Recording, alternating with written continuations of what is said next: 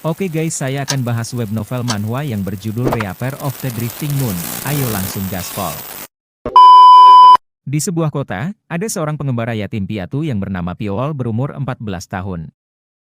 Dia bertemu seseorang yang memakai jubah hitam. Piol berkata, "Siapa Anda?" Dia membuka matanya. Semua yang bisa dia lihat di depan matanya hanyalah hitam. Di sana dia berada dalam kegelapan gelap yang menyebar seperti tabernakel di depan matanya, tidak mampu membedakan bentuk apapun. Dia mengira ada yang salah dengan matanya, jadi dia mengedipkan matanya. Bahkan setelah menutup matanya beberapa kali dan membukanya, yang bisa dilihatnya hanyalah kegelapan yang pekat. Kegelapan yang gelap gulita menguasai dirinya. Dia berada di tempat yang benar-benar gelap tanpa ada cahaya yang masuk. Dia mencoba menggerakkan anggota tubuhnya. Tapi rasanya seperti diikat dengan rantai. Tubuhnya tidak bergerak seperti yang dia inginkan. Tidak ada kekuatan di tangan dan kakinya. Seluruh tubuhnya terasa tidak berdaya. Satu-satunya yang bisa bergerak hanyalah kelopak matanya. Dia sama sekali tidak bisa mengendalikan bagian tubuhnya yang lain. Ini tidak masuk akal. Piol berkata, "Tidak ada yang salah dengan mataku."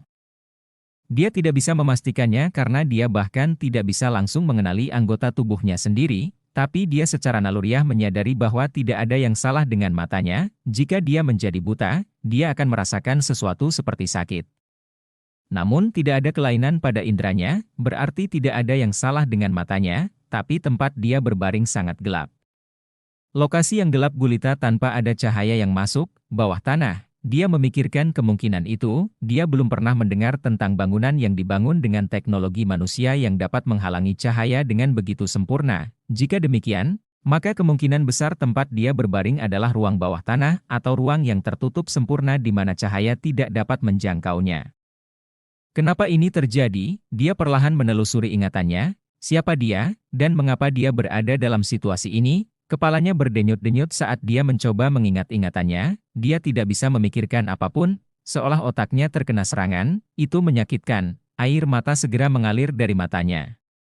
Seolah-olah seseorang menaruh jari di kepalanya dan mengayunkannya. Dia dengan paksa menelan jeritan itu menyakitkan, tapi dia tidak berhenti berpikir. Lalu, sedikit demi sedikit, ingatannya kembali.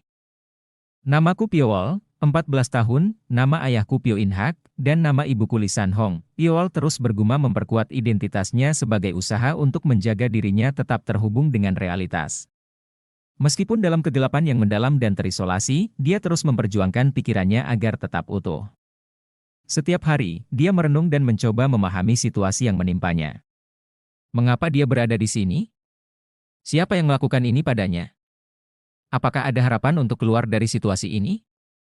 Namun, tanpa adanya tanda-tanda perubahan dalam keadaannya, kegelapan yang menyelimuti Piol mulai meresap ke dalam pikirannya. Setiap hari terasa seperti penjara yang semakin sempit, menekan dirinya dalam keputusasaan. Namun, kekuatan dalam identitasnya, dalam pengetahuan akan siapa dia sebenarnya, terus membara di dalam dirinya. Meskipun tubuhnya terjebak, pikirannya tetap bekerja tanpa henti, mencoba menemukan celah atau petunjuk yang bisa membawanya keluar dari kegelapan ini. Piol tahu bahwa untuk bertahan dalam situasi yang seperti ini, dia harus tetap kuat. Tetapi semakin lama waktu berlalu, semakin sulit baginya untuk mempertahankan keberanian dan kekuatannya. Kegelapan itu tidak hanya menguasai tubuhnya, tapi juga jiwanya. Maka, di tengah keputusasaan yang mengintai, Piol terus berpegang pada identitasnya. Namanya, usianya, orang tua yang pernah ada, semuanya adalah titik cahaya kecil dalam kegelapan yang memisahkan dia dari kewarasan. Hari demi hari berlalu, dan Piol terus berjuang di dalam kegelapan. Mungkin suatu hari, cahaya akan datang dan membawanya keluar dari terikatnya kegelapan ini. Atau mungkin tidak. Tetapi sampai saat itu, dia akan tetap memperkuat dirinya sendiri dengan ingatan akan siapa dia sebenarnya. Jari-jarinya bergerak sedikit, itu adalah bukti bahwa kekuatan kembali ke tubuhnya, meskipun dia tidak yakin ekspresi seperti apa yang akan dia tunjukkan karena tidak ada cahaya atau cermin, wajahnya pasti bersinar karena kegembiraan. Sedikit demi sedikit, sensasi seluruh tubuh kembali, kekuatan memasuki ujung jarinya, dan indera penciumannya kembali hidup. Bau lembab yang terasa melalui ujung hidungnya memberitahunya bahwa tempat ini berada di bawah tanah, seperti dugaan Piol. Namun, Fakta bahwa tempat ini berada di bawah tanah tidak terlalu penting bagi Piowol.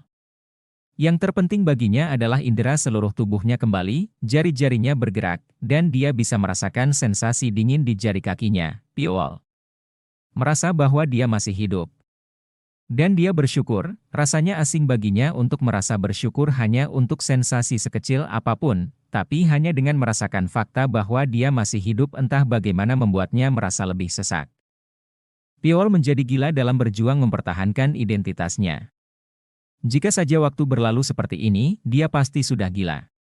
Tidak, dia bahkan tidak yakin apakah dia gila saat ini. Tidak, itu tidak masalah sama sekali, pikirnya. Ia hanya senang mengetahui kini sensasi anggota tubuhnya telah kembali. Dengan sedikit usaha lagi, dia akan segera bisa menggerakkan tangan dan kakinya. Tapi ada satu kelemahannya, ketika indera seluruh tubuhnya kembali, fungsi organ-organnya juga dihidupkan kembali. Ketika fungsi organnya pulih, dia mulai merasakan rasa lapar yang luar biasa, perutnya yang diremas seperti sedang mencuci pakaian terasa menyakitkan, mulutnya sangat kering sehingga dia bisa merasakan bau mulutnya sendiri.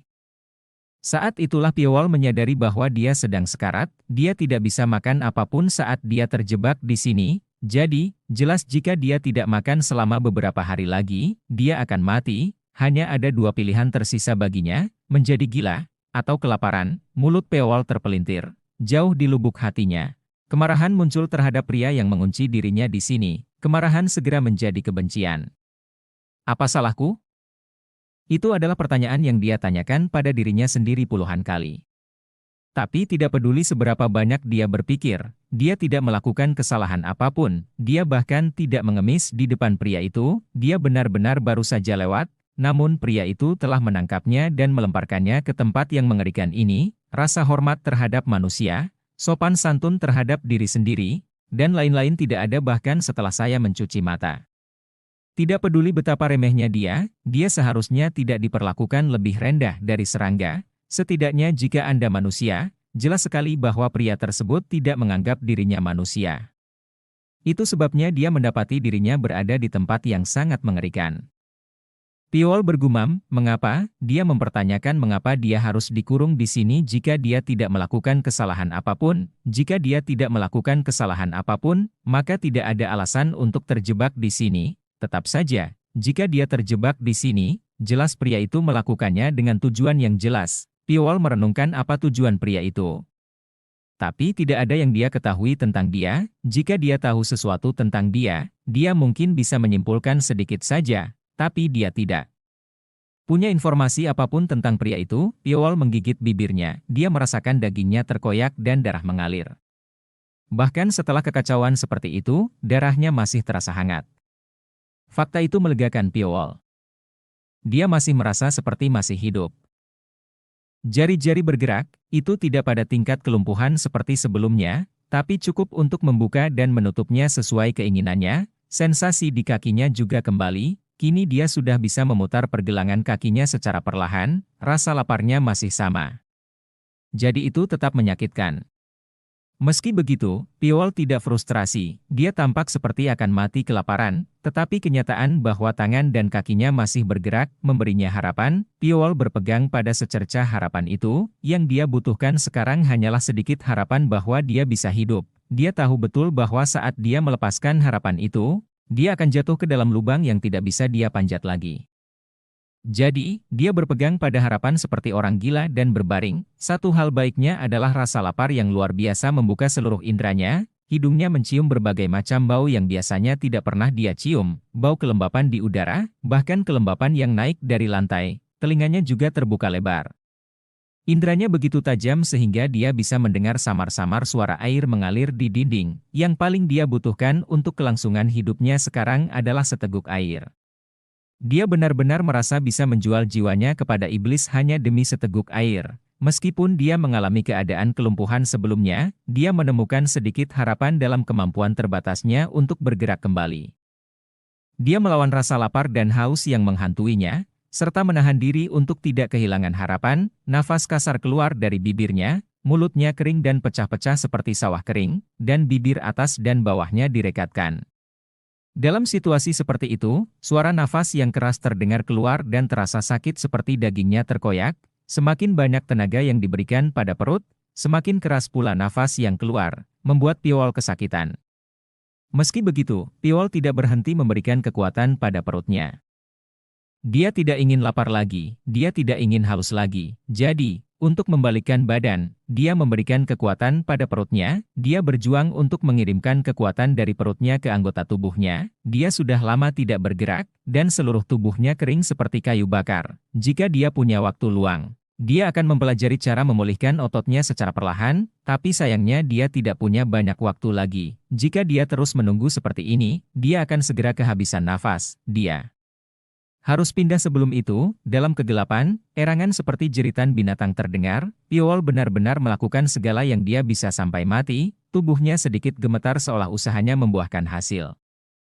Kegembiraan semakin meningkat, dan ketika akhirnya mencapai puncaknya, Piowol meledakkan kekuatan yang selalu terkumpul dalam waktu singkat. Dengan teriakan, tubuh Piowol terbalik. Dia merasakan sentuhan lantai di dagu dan keningnya. Piowol menggigil karena perasaan dingin namun lembab yang menakutkan.